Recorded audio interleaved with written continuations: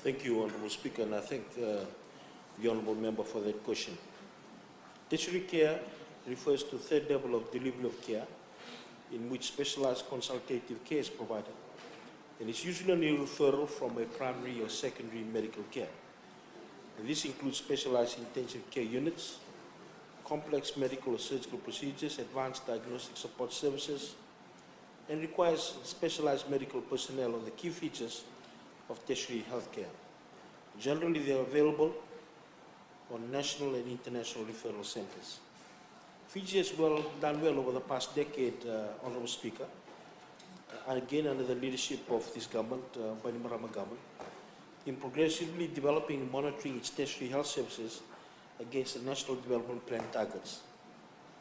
However, I'm sure that everyone inside this August House will agree to the fact that development will need to be viewed holistically, because for tertiary care services to continue to flourish, we are setting in place infrastructure, state-of-the-art equipment has been procured, and most importantly, the need to further develop the capacity of our local health professionals to an internationally accredited standard.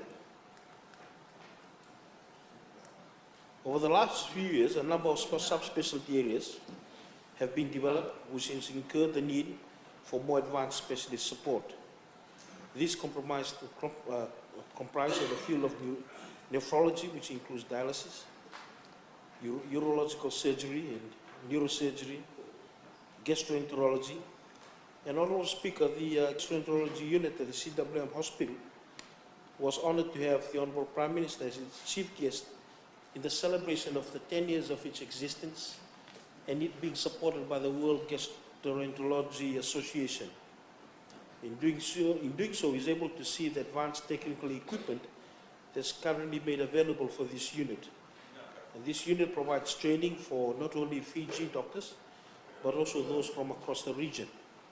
And as we speak, there are now arrangements for the visits to happen again in the next 1 or 2 months.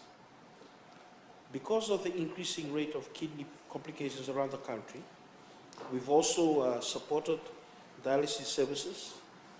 And as we speak, the Prime Plaza in Nandera, which will have 15 hemodialysis machines, is actually nearing the completion of the building, the spot in which we're going to use it, and procurement of the equipment is underway.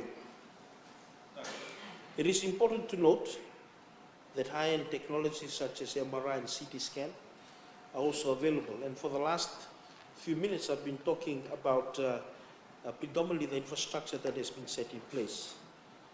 There are also further opportunities under the public-private partnership that government has expanded into for the provision of services, specialist care, and also the latest technology. Thank you, Honourable Speaker.